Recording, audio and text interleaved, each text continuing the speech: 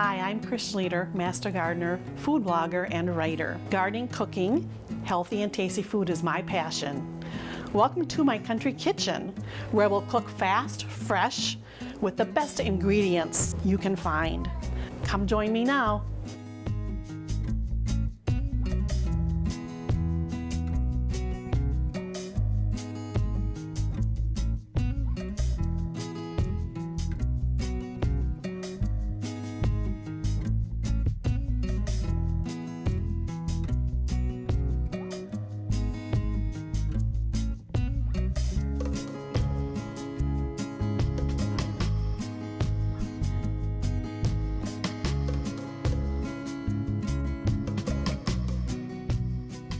We're going to make some kale pesto pizza. I'm sure you've heard of basil pesto, but we're going to use kale this time.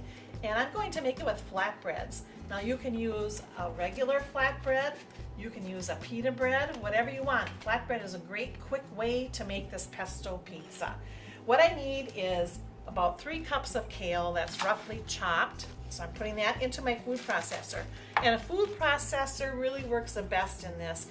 You can try a blender, but it's not going to be the same consistency. So if you don't have a food processor, I would suggest you might want to try investing in one. It's a big time saver and it helps a lot in the kitchen. So here I have the kale. All you do is pulse it. As you can see, it's like this at that consistency. You want to get it fairly chopped up, so I'll pulse it a few more times. And you can see just from that little bit how much the texture has changed. So it's really a fast appliance. And then I'm going to add 2 to 3 cloves of garlic. And you can use more or less, just depends on your taste on garlic. I do like garlic, so I'm adding 3 cloves in this particular batch of this pesto today. So I'm going to put that into the food processor. Then I'm going to add some salt. About a teaspoon, 3/4 or less, it doesn't matter. Kale can take a little bit more salt, but don't make it overly salty. So just add a little bit at a time if you aren't sure how much to add. And a little bit of pepper. And then I'm going to put the pepper back on. We'll process those again. Okay, now I'm going to add a little bit of lemon juice to this. And you can have about a teaspoon, I would say, tablespoon, doesn't matter, somewhere. It's about a half a lemon is probably the most you'd want to add. So about a lemon juice. And while the food processor is running, I'm going to add about a half a cup or so of olive oil to make it into a pesto consistency. So you just turn your food processor on and add your oil until it kind of comes together. It takes a little while for this to happen. But you add the oil nice and slow.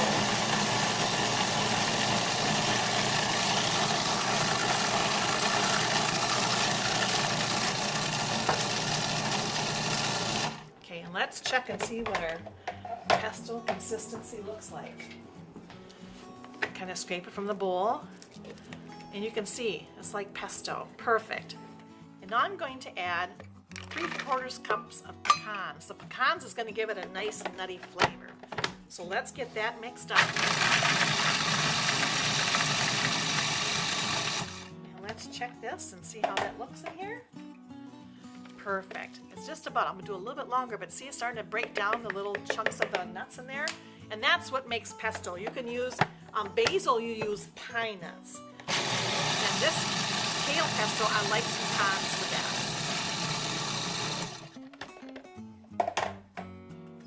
All right, this is perfect. This is exactly what you want it to look like. See, there's the nuts mixed in with the kale and the olive oil and the garlic and the little splash of lemon juice. That's what we want, kale pesto. Kale pesto is really good, but my favorite way is to use it in either with pasta, great to serve with cooked pasta.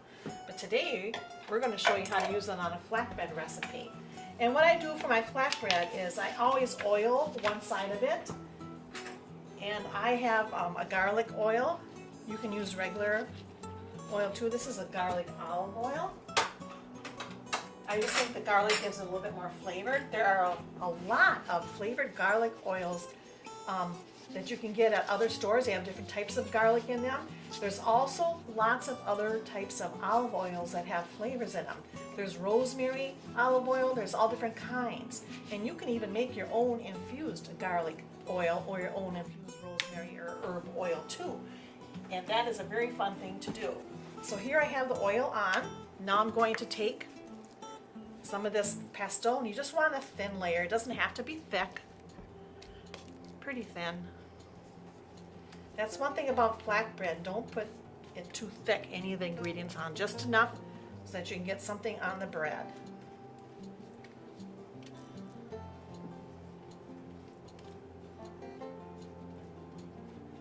And I have it spread out to just about to the edge. And on this pizza, I'm going to take some salami. This is Italian salami, and it's a good quality salami. It doesn't have nitrates in it, so it's a good tasting one as well. And it's fresh. So you just put this on real thinly onto your pizza there, pizza flatbread, and then I'm going to add some mozzarella cheese on here. Just a little thin layer. Like so. And then I have some Havarti cheese. Havarti cheese is one of my favorite soft cheeses. Another cheese that works really good on this would be a Fontina cheese. Fontina cheese melts and leaves it nice and smooth and gooey. So I'll put this on here.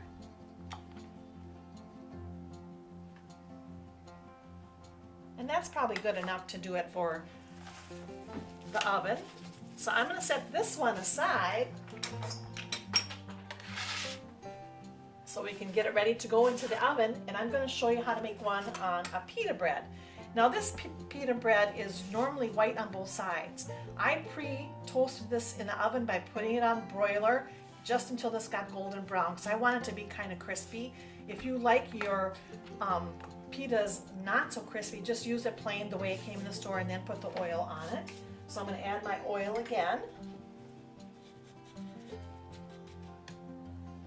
And you can vary up any ingredients that you want on these flatbreads. It's amazing. There's just unlimited. And when you add kale in it, it's a lot healthier for you too. So you got to think of ways to use those vegetables so that you can incorporate them into your everyday meals. So I'm going to add my pesto again. And one thing you can do, you can see this made a lot of pesto, just those 3 cups. I'm just using it on these 2 flatbreads, but like I said, use it on pastas or rice, or freeze this in ice cube trays and then put it in the freezer, and then you can always have pesto ready whenever you need it. It's a great way to use up extra garden produce, is to freeze your herbs and stuff. And this has got the oil in it, so that's why it keeps it nice and green when it is frozen. So here's the pesto. And on this one, I'm going to put some butternut squash that's pre-cooked. This is pre-cooked squash that I just cooked in the Instant Pot for about 4 minutes. And then I added some butter and some salt and pepper on here.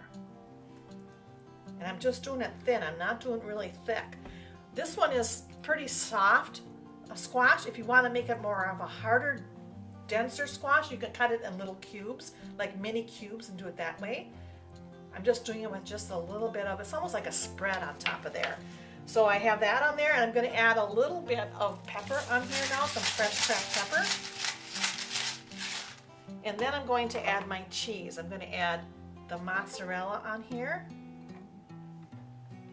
And this is mozzarella that is freshly grated. When you buy mozzarella in the store and it's in those plastic packages, they always are coated with either some type of flour or some type of agent to keep them from caking.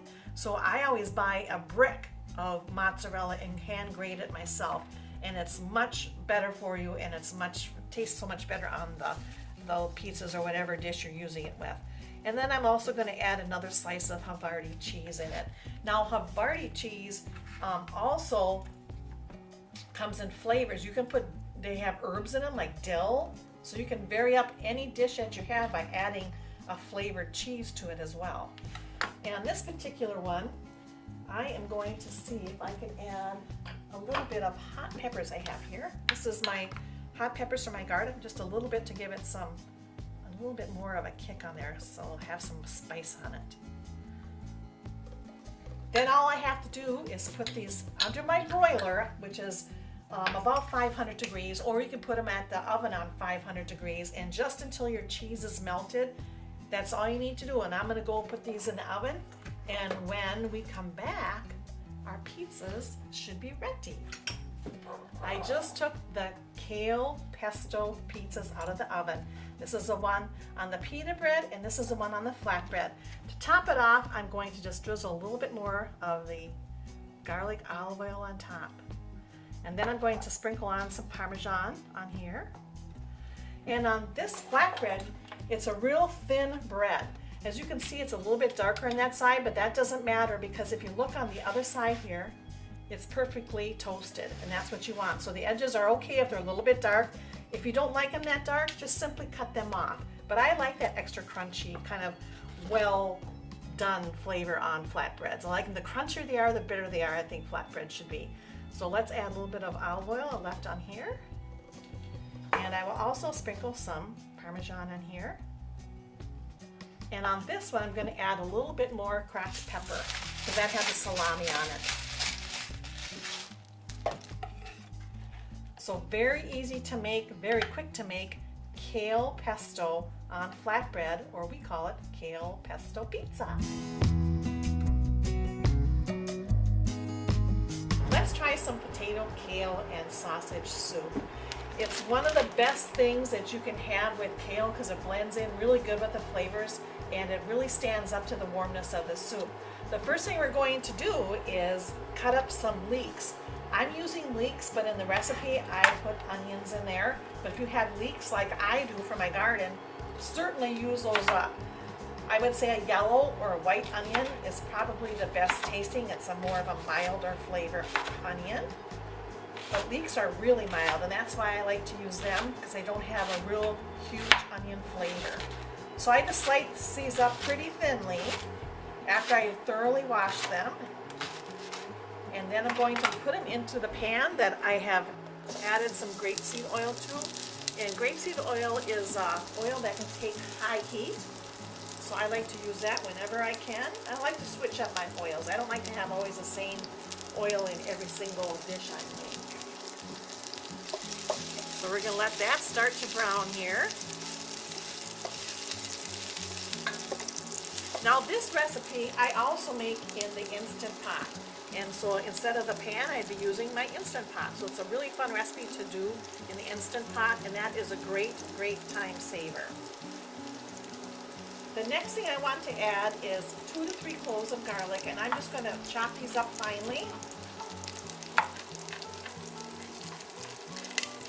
I'm not going to mince these up. I want to have some of that bigger garlic flavor in there.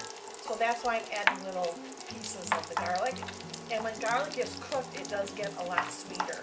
And another thing you have to watch out with this garlic, you have to be very careful that it doesn't brown too fast and not very long. So as soon as that garlic hits the pan, I'm going to add some kale. And you need about 3 to 4 cups of kale, and I just tear them up, tear the leaves up. You just got to keep stirring this.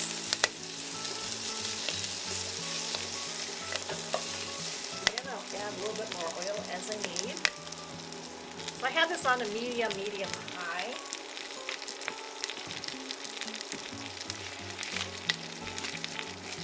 And when you have the kale in here, it does take a while for it to soften up, but you don't have to have it all the way softened up in order for you to make the soup. More leaves in here. You can see I'm just tearing these up. You could slice them if you wanted to, but I just tear them up so you have some nice big pieces of kale in your soup. The next thing I'm going to add is some potatoes, and I'm using fingerlings. These are from my garden, and they keep really well in the winter, and they taste really good. You can buy these in the store too, and all I do is just cut them up. I leave the peeling on when I'm using fingerlings, and I cut them like into coins, so little coins. I'm going to add those right to the pan. If you use regular potatoes, then you might want to peel them. If you have red potatoes, those are good with the peeling on as well. So just kind of see what you like best. I'm going to add the rest of the potatoes in here.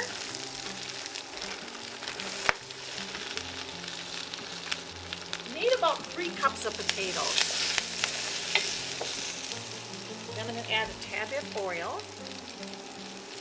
You want to keep it nice and moist. As you can see, the kale has shrunken down quite a bit already in here. And that's exactly what it does. It shrinks a lot. So I'm going to add a little bit more kale to this. And now I'm going to add a few other spices. I'm going to add a sprig of rosemary, which I have taken off my rosemary plant I brought in for the winter. And I just stripped the leaves off of it. So I'm going to stick that into the bowl.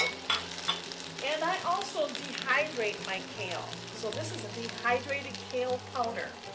You just put it in the dehydrator and blend it up in a high-speed blender.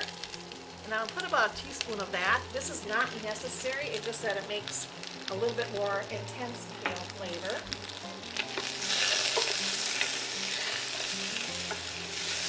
And it's starting to smell really good in here from the onions and the garlic in there. And then I'm going to add a little bit of thyme. It doesn't take much, about a half a teaspoon. And you can usually just all buy that. And this is a thyme that I also grow in my garden. I dehydrate that too. So you can always do that in the summertime when it gets close to fall. Pick your fresh herbs and make them useful all winter long by dehydrating them or freezing them. Now we need to add some salt to this.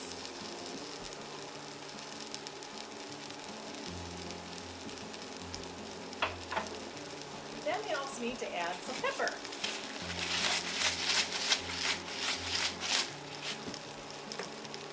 So while these potatoes are cooking, I'm also going to add some mild Italian sausage. You can use a pound, you can use a half a pound, you can use whatever you want to. You can also use the sausage that's in the casings and take it out of the casings, or you can leave it in the casings and just slice it up.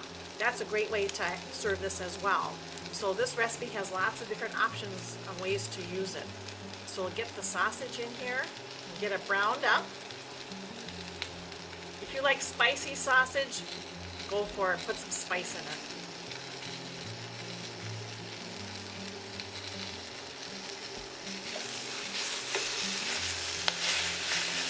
And we want this to get brown before we add any of our liquids in here. Okay, the sausage is all brown, so I'm going to add a few more ingredients to the soup here. I'm going to add 1 box of chicken broth. Chicken stock works good, about the same thing.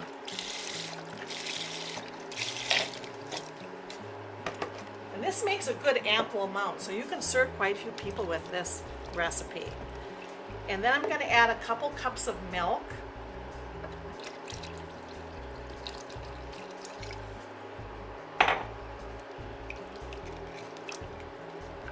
And then I'm going to add a can of some white beans. These are cannelli beans. You can also add chili beans if you wanted to.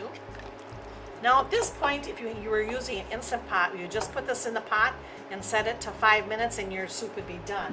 But I'm making it on a stovetop, so I'm just going to add a little bit of butter to this. And then we're going to let it simmer just until the potatoes are totally tender. And that'll take about, usually it takes about 20, 30 minutes at the most. Depends on how big you cut your potato chunks. So I'm going to let this simmer, and when I come back, we're going to have soup on the bowl. Look at our soup is all nice and ready. It's nice and toasty warm. The potatoes are really nice and tender. You can see in the bowl that I dished up, see how the chunks are in there, the potato with the sausage and the beans. And all we really need to do is just add some type of a dipping sauce like this. And I just use pita bread. You could also use a nice crusty bread. And if you wanted to, you could put a little bit of Parmesan cheese on, which I'm going to get.